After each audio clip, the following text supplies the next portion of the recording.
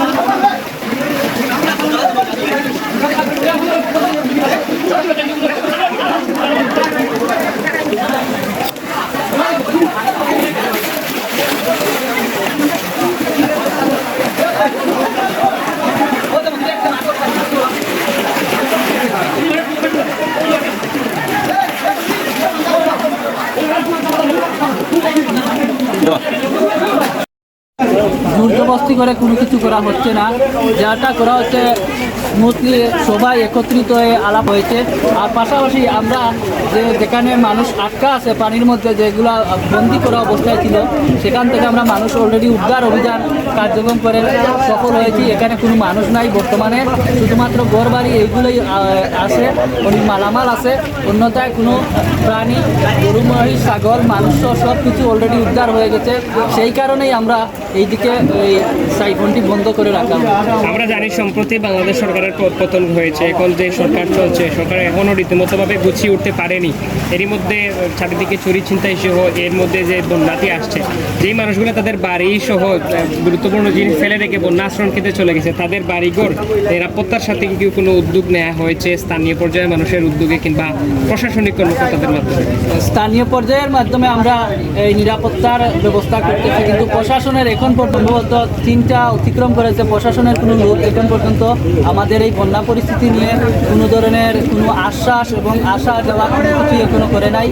আমি অতি দ্রুত রাজনগর উপজেলা প্রশাসনকে বলতে চাই, আপনারা অতি দ্রুত বানবাসী মানুষের পাশে এসে দাঁড়ান, না হলে বন্যা পরিস্থিতি আরও ভয়াবহ দিয়ে এগিয়ে যাবে। অলরেডি আমাদের বিভিন্ন জায়গায় 2-3 জায়গায় অলরেডি নদী বাংলা দিয়েছে। তাই যত দ্রুত সম্ভব এখানে শুকনা খাবার এবং সুচিকিৎসা করতে হবে আমাদের এই বানবাসী মানুষদের বাঁচাতে গেলে। অসংখ্য ধন্যবাদ আপনাকে গুরুত্বপূর্ণ তথ্য শেয়ার করার জন্য।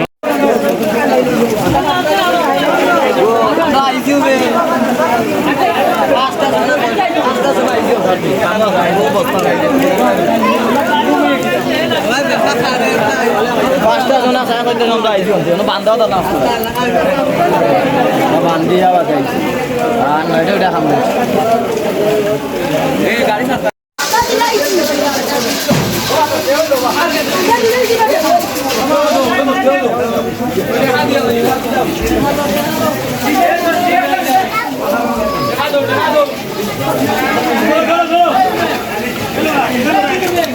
পানি বন্ধু বান্ধব হলো এরা মাছ তুলতে তুলে দাঁড়িয়ে মাছ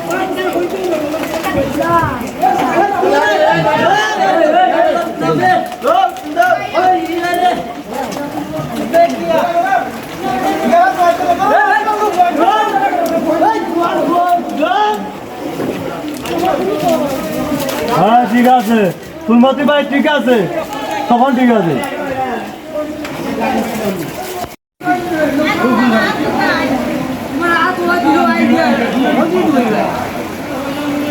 আপনি ছাগল গাড়ি ছাগল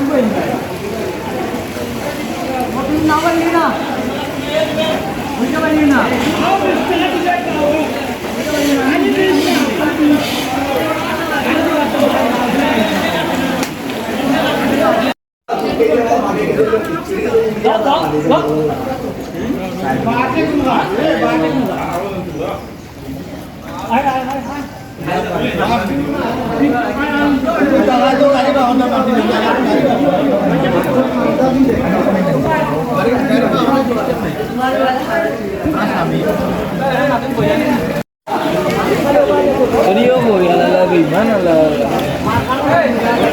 Ibu gimana nih?